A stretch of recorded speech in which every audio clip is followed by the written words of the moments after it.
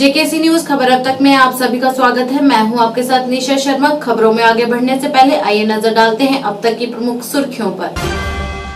भाजपा केंद्र शासित प्रदेश के अध्यक्ष रविंद्र रैना ने आज बाढ़ प्रभावित कुपवाड़ा के कई इलाकों का किया दौरा और लोगों की हर संभव मदद के लिए दिया आश्वासन। स्वीप के तहत बारामूला में सीमेंट ब्रिज तक मेगा छात्र रैली का किया गया आयोजन। रिटर्निंग ऑफिसर बिंगा शेरपा ने अपने मतदान अधिकार के महत्व पर डाला प्रकाश। डेमोक्रेटिक प्रोग्रेसिव आजाद पार्टी के उम्मीदवार एडवोकेट सलीम परे के समर्थन में पार्टी अध्यक्ष गुलाम नबी आजाद पहुंचे मंडी, जहां लोगों ने किया उनका भव्य स्वागत। जम्मू कश्मीर अपनी पार्टी द्वारा पार्टी को समर्थन देने के लिए आज अनंतनाग निर्वाचन क्षेत्र के विभिन्न इलाकों में एक मेगा रोड शो का किया आयोजन। क्या आप परेशान हैं? आज ही संपर्क करें। 100% गारंटी के साथ पाए हर परेशानी का समाधान। प्रेम विवाह के लिए माता पिता को मनाना, प्रेमी प्रेमिका में झगड़ा, सौतन दुश्मन से छुटकारा, तलाक केस, नौकरी कारोबार में रुकावट, विदेश यात्रा या कर्ज मुक्ति, लॉटरी नंबर पाओ 649 हो या लोटो मैक्स, प्यार में धोखा खा चुके प्रेमी प्रेमिका, एक बार जरूर संपर्क करें। मैं आपका प्यार टूटने नहीं दूंगा। 98 769 98 583। अब समाचार विस्तार से। जम्मू कश्मीर भाजपा केंद्र शासित प्रदेश के अध्यक्ष रविंद्र रैना ने विनाशकारी बाढ़ के हालात को प्रत्यक्ष रूप से देखने के लिए बुगम, चौगाल, हंदवाड़ा और कुपवाड़ा के कई इलाकों का दौरा किया, जहां वे बाढ़ प्रभावित इलाकों में गए और लोगों से मिले और व्यक्तिगत रूप से उन पीड़ित परिवारों से भी मिले और उन्हें हर संभव मदद का आश्वासन दिया। इस दौरान उन्होंने प्रशासन से अपील करते हुए इस क्षेत्र में प्रभावित समुदायों को हर संभव सहायता और समर्थन देने का आग्रह किया। डिस्ट्रिक्ट कुपवाड़ा के कई गांवों में बहुत नुकसान हो गया है। मैं आज यहाँ हंदवाड़ा, कुपवाड़ा, लोलाब, रफियाबाद, इन तमाम एरियाज का टूर कर रहा हूँ और मैंने खुद देखा है कि यहाँ तेज बारिश और पहाड़ों में बर्फबारी के चलते जो फ्लड आ गया है डिस्ट्रिक्ट कुपवाड़ा के अलग अलग गांवों में। मैं इन तमाम गांव का दौरा कर रहा हूं। एक एक घर में, एक एक गांव में मैं खुद पहुंच रहा हूं और यहाँ का जो नुकसान यहाँ के गरीब लोगों को हुआ है, उनको Jammu Kashmir government LG administration से मैं गुजारिश करता हूं कि इन तमाम गरीब लोगों की मदद की जाए जो इस बाढ़ की जद में आकर जिनका बहुत नुकसान हो गया है। गरीब लोगों को बहुत नुकसान हो गया है। लोगों के घरों में 15-15 फुट पानी आया है।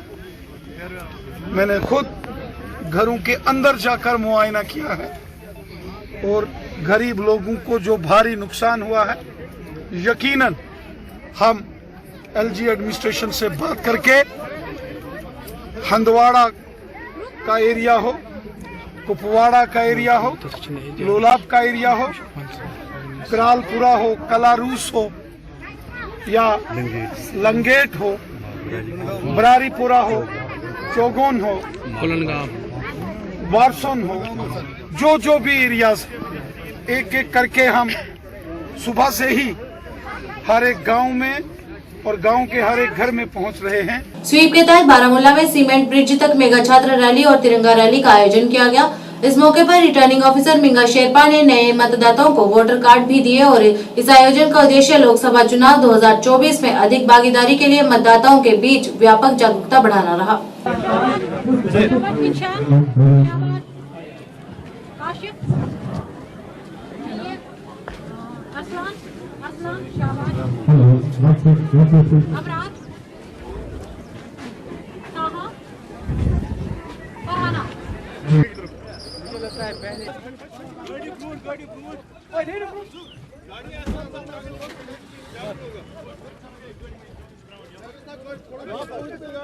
आगे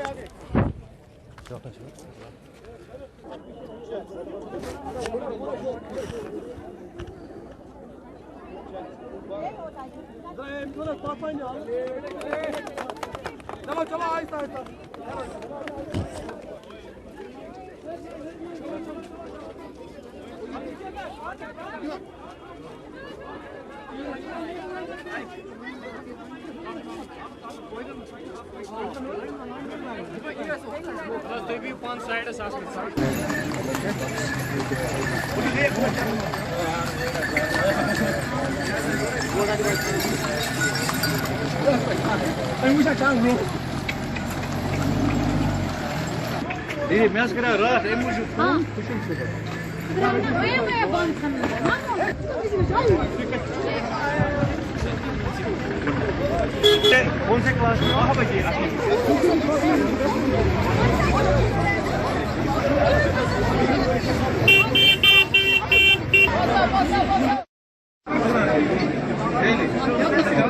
ओके, तो बच्चे ज्यादा होने की वजह से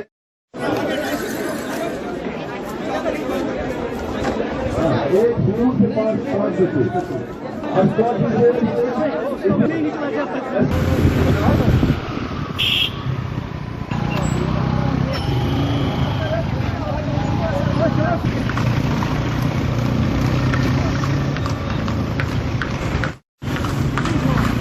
रोजाना तो इमरान आज भी और था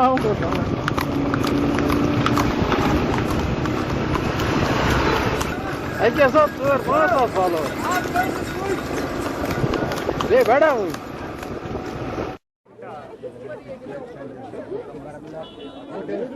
चले इलेक्शन आने वाले हैं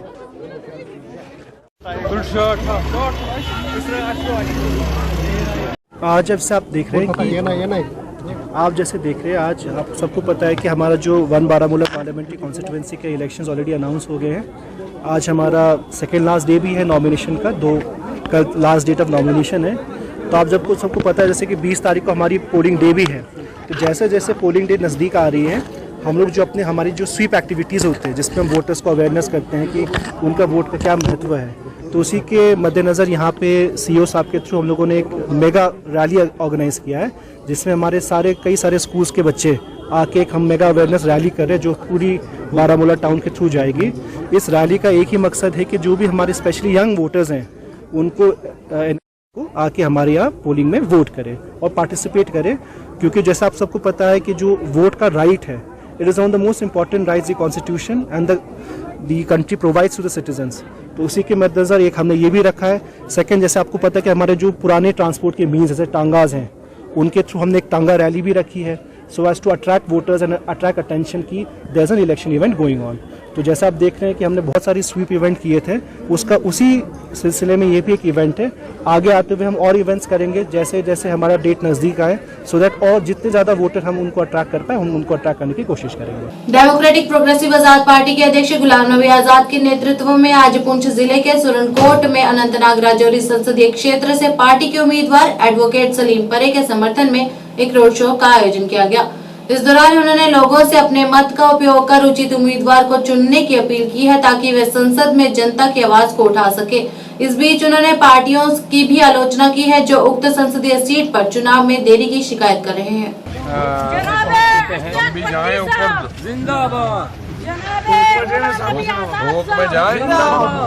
कदू जाना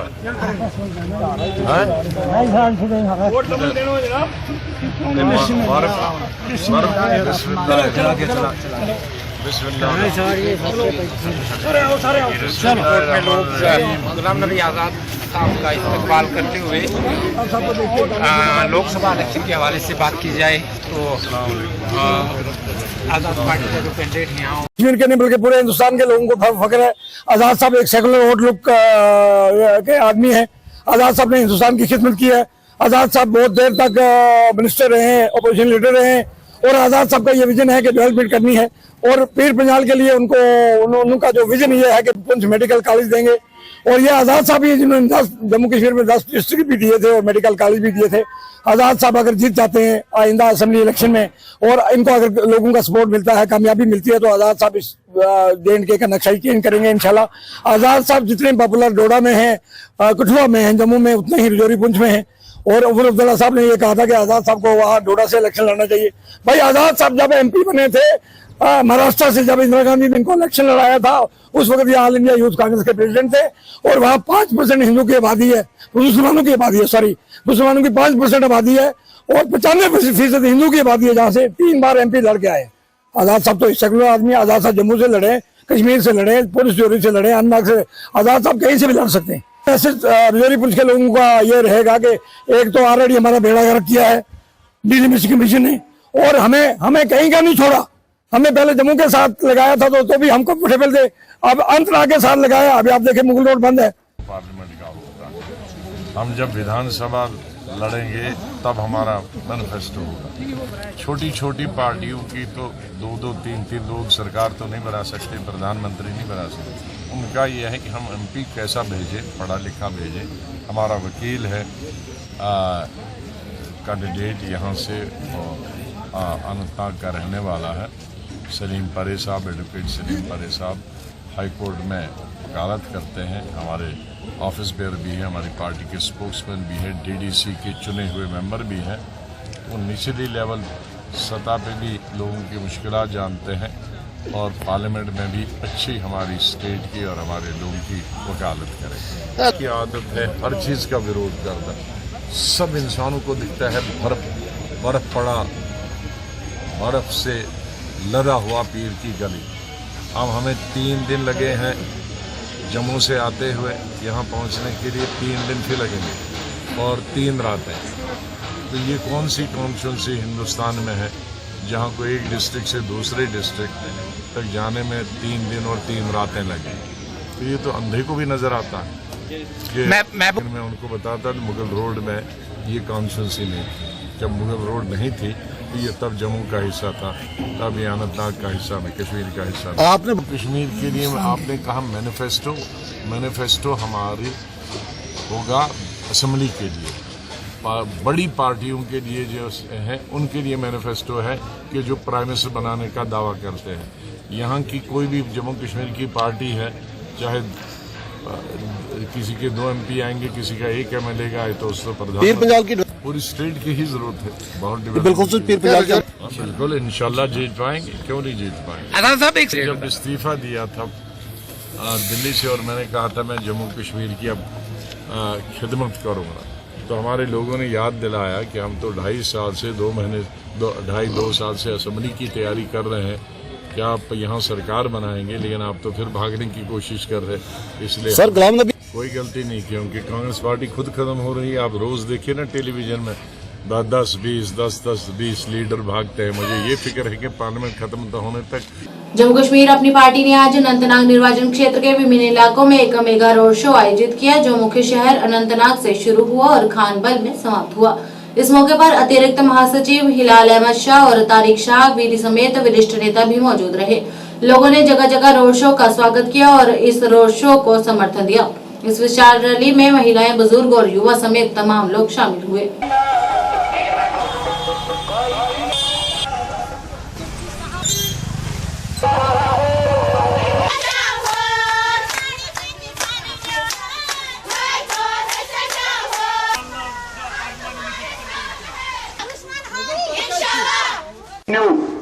दपन आज ब्लैक डे आज मनावन और तम पे लुकन मुसीबत परेशानी गर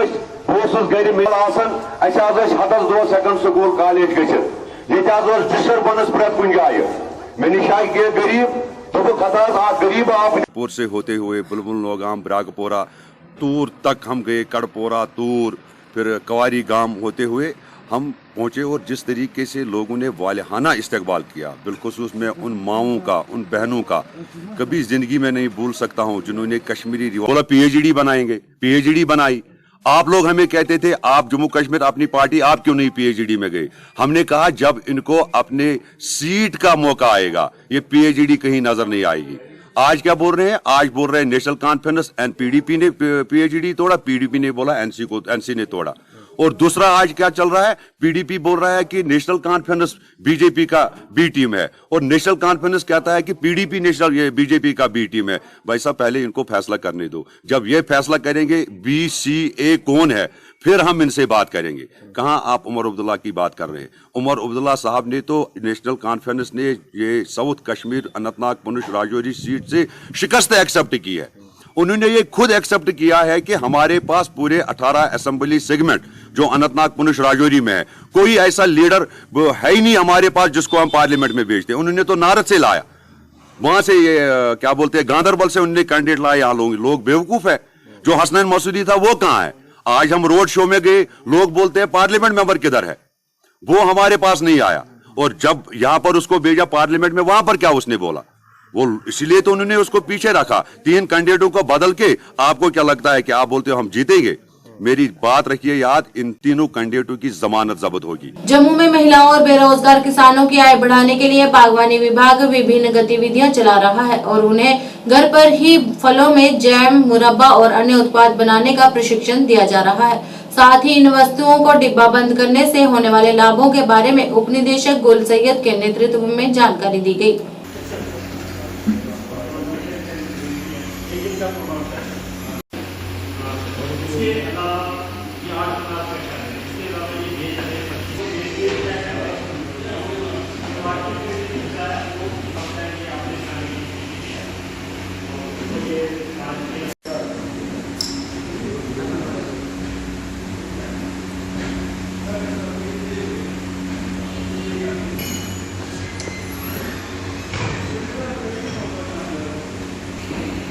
मालूम नहीं था, अभी हमको पता चला है। महकमे ने बहुत साथ दिया हमारा। मैं 15 साल से स्ट्रॉबेरी की खेती कर रहा हूँ, जिसमें महकमा हॉर्टिकल्चर मेरे को 13,000 पर कनाल देता है। मैंने 7 कनाल लगाई है, जिसमें मेरे को 91,000 रुपया सब्सिडी मिली है। और इसमें मैं तकरीबन 4 लाख की बिक्री कर दी, 50,000 पर कनाल मिल जाता है। और हम कहीं इसके साथ साथ हम जो पल्प बनवाते हैं, स्केच बनवाते हैं और जाम बनवाते हैं, वो सिर्फ अपने पर्सनल यूज के लिए खुद खाते हैं। जैसे बाज़ार में कास्टली है कोल्ड ड्रिंक लगाना, दूसरा उसमें ज़्यादा पैसा वेस्ट होता है, इसलिए हम अपना बनवाते हैं। इधर एक कैनी सेंटर है, एक इधर चांदनगर में, और वो महकमा हमारे को ट्रेनिंग भी देता है। हो सकता है कि हम आने वाले दिनों में अपना यूनिट खोल सकें। इससे कैनी सेंटर का हमारे को बहुत फ़ायदा है।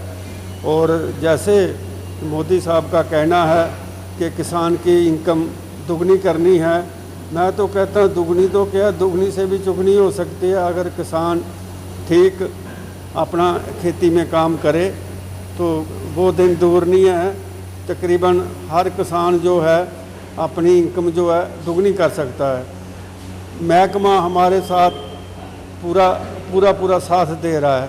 कोई भी अफसर साहबान कोई भी काम हमारे को इन ट्रेनिंग की ज़रूरत पड़े और इनके पास आएँ तो ट्रेनिंग देते हैं। अगर ना भी तो इनको फ़ोन पर भी बुलाएं तो ये ठीक आ जाते हैं और हमारे को टाइम टू टाइम गाइड करते रहते हैं।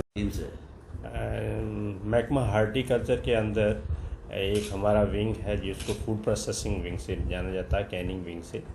यहाँ पे जितने भी हमारे फार्मर्स लोग हैं या जनरल पब्लिक है, उसके लिए महकमा की काफ़ी देर से स्कीमें चल रही हैं।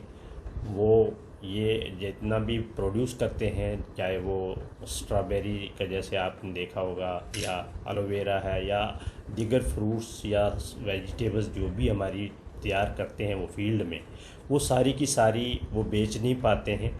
तो वो कुछ घर के लिए भी उसको इस्तेमाल करने के लिए उनको चाहिए और उसको वेस्टेज से बचाना चाहते हैं।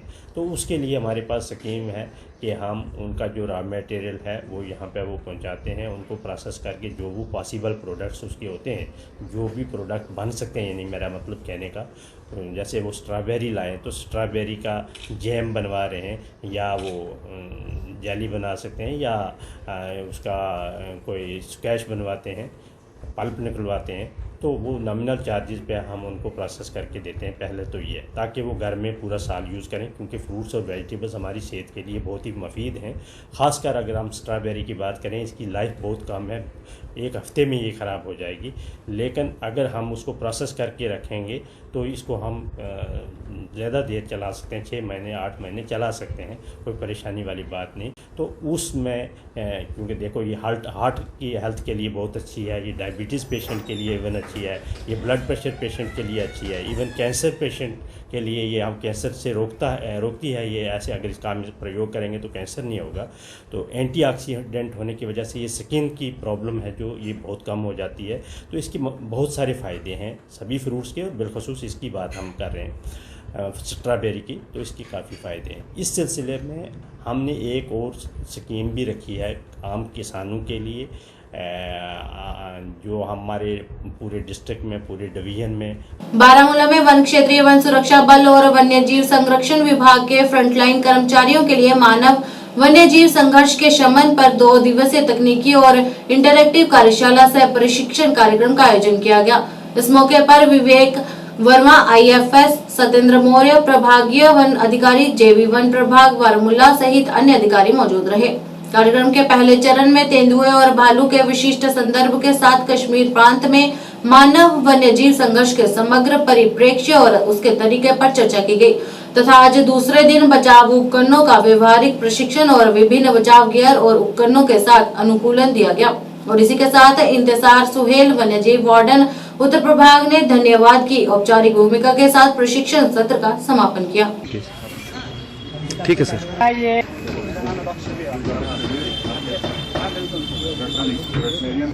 जो मेडिसिन आती है वो स्पीशीज स्पेसिफिक के लिए मिल पाना है, वो उसके लिए बनना चाहिए। है या नहीं? अमरस्ती है कैन यू डू इट? जैसे इसके बगैर कर सकते हैं नहीं। ओततान भवन जो ओततान कॉमन सेंस ओततान कॉमन सेंस नहीं है। तो ये मतलब ये बैलेंस है। अगर ये बैलेंस जो है थोड़ा सा भी इम्बैलेंस हो गया तो आपको करना चाहिए कि there is something wrong with the ecosystem. So you should have वो मदनजर respect for these animals right. Because now I'm problem में खाते करें, no, we should not think on those lines. ये कारण आपको देखना चाहिए कि मुझे इसके लिए क्या क्या चाहिए। ये एनिमल केयर जो है आप पर क्या क्या लगेंगे। फॉर एग्जाम्पल मैं कहता हूँ, मैंने किसी को एक ब्लाइंड ये सर लिपर्ड केज है। ये हमको उस वक्त ज़रूरत पड़ती है कि जिस वक्त किसी जगह इंफॉर्मेशन आ जाए कि किसी जगह लिपर्ड है तो वहाँ पर हमको जाना पड़ता है। ये हमारा लास्ट ऑप्शन होता है केज लगाना वहाँ पर। जब केज में वो आ जाता है, इसको हम बाइट रखते हैं साथ, इसमें कुछ बकरा या कोई हंडू या भेड़ रखते हैं, उसकी आड़ में आता है, ये इसमें घुस जाता है। उसके बाद इसका दरवाज़ा उतर जाता है, ये इसमें फंस जाता है। तब तक हम जाते हैं, इसको रेस्क्यू करते हैं, ट्रंकलाइज करके उठाकर ले जाते हैं। देखिए, ये हमारा 2 डे वर्कशॉप है, टेक्निकल कम ट्रेनिंग वर्कशॉप, जो हमारे वाइल्ड लाइफ डिपार्टमेंट की अलाइड विंग्स हैं, जैसे टेरिटोरियल फॉरेस्ट है और फॉरेस्ट प्रोटेक्शन फोर्स है, उनके जो फ्रंटलाइन स्टाफ है उनको ह्यूमन वाइल्ड लाइफ कॉन्फ्लिक्ट के मिटिगेशन के लिए उनकी ट्रेनिंग और उनकी तरबियत जो है, उसके सिलसिले में हमने ये ट्रेनिंग प्रोग्राम का इनेकाद किया है, जिसमें हमने बाहर से कुछ एक्सपर्ट्स बुलाए हैं। वो कल हमारा जो था टेक्निकल सेशन हुए, कोई 8-9 टेक्निकल सेक्शन हुए। तो आज हमारा जो है ये हैंड्स ऑन ट्रेनिंग उनको दी जाएगी कि ट्रैंक्विलाइजिंग इक्विपमेंट जो है और जो दूसरे हमारे ये कैप्चर इक्विपमेंट है वो किस तरह से इस्तेमाल करेंगे और उनको कौन से इक़दामात लेने हैं जब वे ट्रैपिंग के लिए जाते हैं, या वाइल्ड एनिमल जब कोई बस्ती में आ जाता है तो उस वक्त कैसी हिकमत अमली उनकी रहनी चाहिए। इसी सिलसिले में उनकी ट्रेनिंग हो रही है, जिसका आज दूसरा दिन है। देखिए, हमने वक्तन फ़वक्तन हम करते रहते हैं अवेयरनेस इस बारे में, क्योंकि ये अब 15-20 साल से ये जो ह्यूमन वाइल्ड लाइफ कॉन्फ्लिक्ट का इशू है, इसमें काफ़ी इजाफा हुआ है। वक्तन फ़वक्तन हम अवेयरनेस प्रोग्राम भी करते रहते हैं, डिफरेंट सोशल मीडिया और प्रिंट मीडिया और इलेक्ट्रॉनिक मीडिया से हम अवेयरनेस करवाते रहते हैं।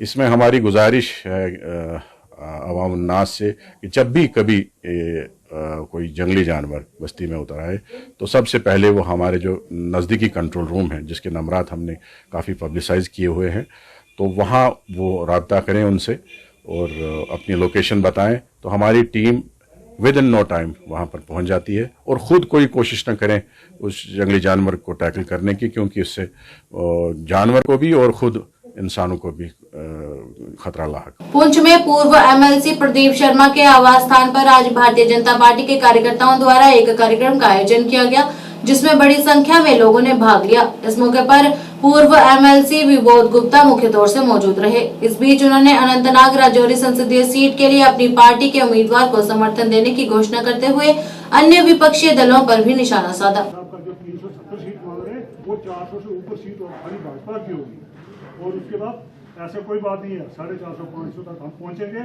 और जैसा आपका आदेश होगा वहां से। आज सबसे पहले धन्यवाद करता हूं जिन्होंने अपना कीमती वक्त निकाला, और हम वेलकम करते हैं जो हमारे बीच में हमारे स्टेट के जनरल सेक्रेटरी श्री विबोध गुप्ता जी, हमारे जिला के प्रभारी राजेंद्र गुप्ता जी, और अखनूर से एक्स एमएलए रह चुके हैं पार्टी के कदावर नेता राजीव शर्मा जी का धन्यवाद। हम यही कहना चाहेंगे कि नेशनल कॉन्फ्रेंस और पीडीपी को हमने हराना है। इन दोनों जमातों ने राजौरी और पुंछ के रहने वाले लोगों के साथ बेइंसाफी की है, चाहे गुजर बकरवाल समाज हो चाहे पहाड़ी कबीले के लोग हों। इंटर डिस्ट्रिक्ट रिक्रूटमेंट बैन करके गुजर बकरवाल समाज के लोगों के साथ उन्होंने कत्ल किया, उनके हजारों हजार नौकरियां उन्होंने खाई हैं। गुजर बकरवाल समाज उनसे आज सवाल पूछेगा।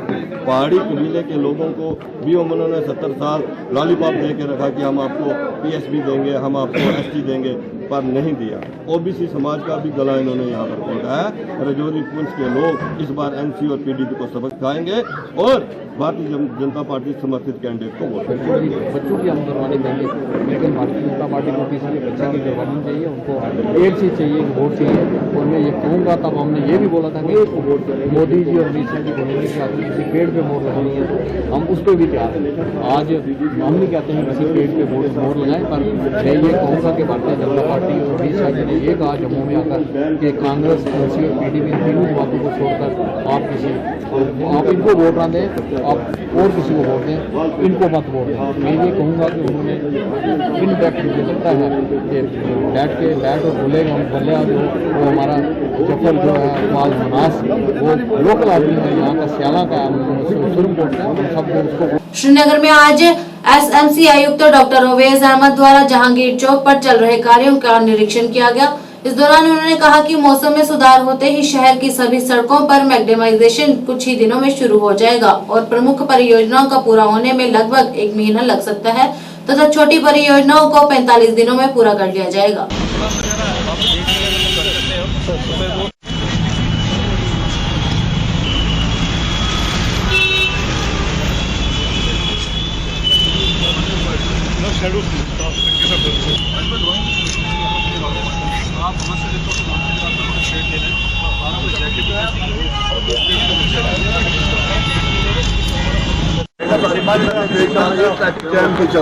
कब तक यहाँ पे काम पूरा होगा? देखें, अभी यहाँ पे काम चल रहा है और हमारे काम चलने के लिए बैरियर्स लगे रहते हैं, उसकी वजह से थोड़ा ट्रैफिक जाम भी होता है। ये पब्लिक से भी हम कोऑपरेशन चाहते हैं और वो कर भी रहे हैं अभी तक। बट ये जो काम है हमारा, जो बेसिक हमें बाहर से जिसका सर्कल पूरा करना है, जो हम बना रहे हैं जहांगीर चौक, ये अगले 3 दिन में मुझे हमारे चीफ इंजीनियर साहब बता रहे हैं कि पूरा कंप्लीट हो जाएगा।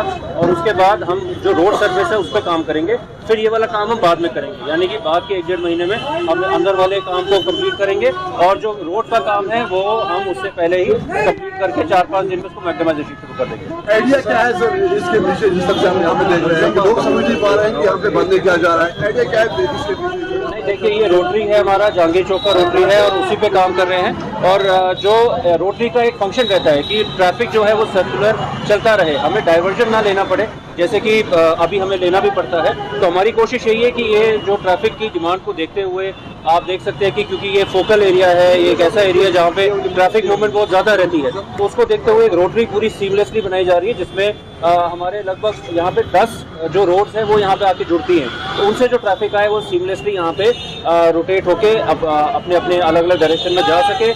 इसमें जो फ्लाईओवर से इंग्रेस है, जो हमारा फ्लाईओवर पे चढ़ने वाला रास्ता है, उसको भी थोड़ा सा हम जो मौजूदा रास्ता है उसको हल्का सा और वाइडन करने की कोशिश कर रहे हैं, ताकि जो गाड़ियां हैं वो इजीली ऊपर जो फ्लाईओवर उस पर चढ़ सके, वहां से उतर सके, और उसके बाद अपना जो वे है अगर उनको लेफ्ट साइड जाना है लेफ्ट साइड जा सके, और अगर सर्कल के थ्रू घूम के आना आ सके।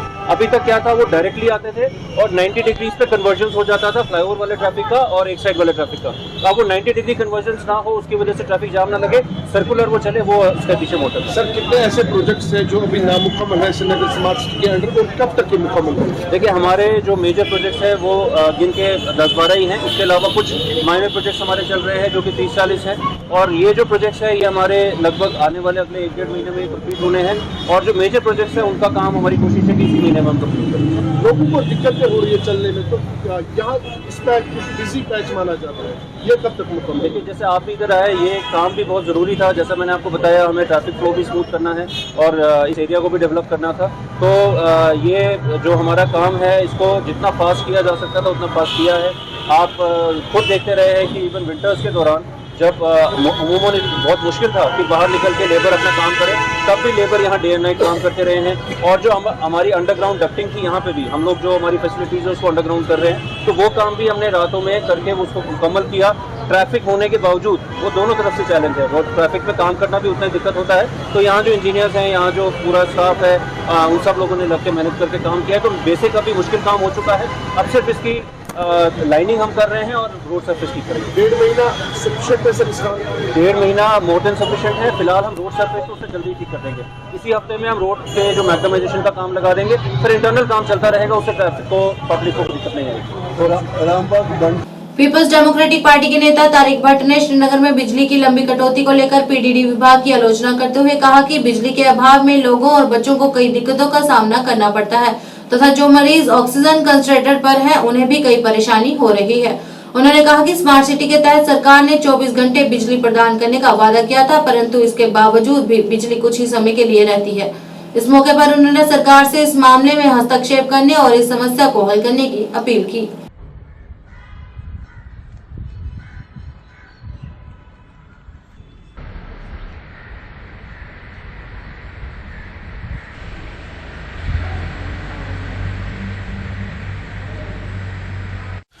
आप जिस इलेक्ट्रिसिटी के बारे में पूछ रहे हैं आज, तो हम सब इससे अच्छी तरह से वाकिफ़ है कि इलेक्ट्रिसिटी है नहीं कहीं की। कटेलमेंट आज देखिए आपको शाम को ही, जो कि हमारा इवनिंग टाइम होता है, जो भी शाम को जब इंसान ऑफिस से घर आता है या स्कूल से बच्चे जब शाम को आते हैं, तो एक ही टाइम होता है हमारे पास, हम बच्चों को पढ़ाएं, वहाँ पे इलेक्ट्रिसिटी का नाम ही नहीं है।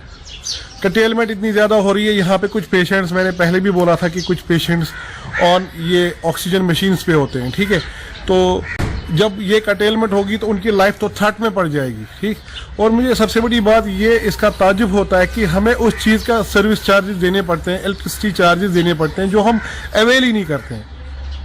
आप देखिए, अगर 1200 भी आपकी बिल रहती है, स्मार्ट मीटर जब से लग गए तो हमें ये पता था कि 24/7 गवर्नमेंट ने दावा किया था 24/7 हमारी इलेक्ट्रिसिटी रहेगी, तो हमारी 24/7 आप छोड़िए 7 आवर्स की भी नहीं रहती है, ठीक है।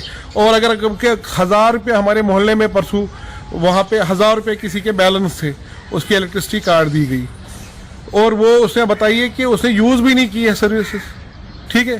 तो ये मैं मुतजा जो हमारी अभी सरकार है उनसे भी ये दरख्वास्त करता हूँ, एक मोतबरा अपील करता हूँ कि आप यहाँ पे देखिए, हमारा बिजनेस सेक्टर है वो भी तहस-नहस हो गया है। प्रोसेसिंग में कोई चीज़ होती है, जब इलेक्ट्रिसिटी चली जाती है तो जितनी देर जनरेटर को हम ऑन करने में लगते हैं तो उतनी देर में वो चीज़ ही ख़राब हो जाती है, ठीक। इंडस्ट्रियल सेक्टर भी इफेक्ट हो रहा है। तो बाकी आप देखिए, स्टूडेंट्स, हम, बीमार लोग, सब इसमें दरहम बरहम हो रहे हैं। तो मैं चाहता हूँ कि ये इलेक्ट्रिसिटी का सबसे बड़ा इशू है, सबसे बड़ा बेसिक नेसेसिटी है हमारी इलेक्ट्रिसिटी। सुरनकोट तहसील के धुंधक क्षेत्र में अवैध खनन जारी है और अब लोग इससे चिंतित दिखाई दे रहे हैं। उनका कहना है कि विभाग गहरी नींद में सोया हुआ है और सब जानते हुए भी कोई ठोस कदम नहीं उठाए जा रहे हैं। मीडिया कर्मियों से बात करते हुए उन्होंने कहा कि खनन माफिया इस क्षेत्र में जारी है और पुल के बहुत करीब है। इस मौके पर लोगों ने जिला प्रशासन पुंछ से इस मामले को गंभीरता से लेने की अपील की है।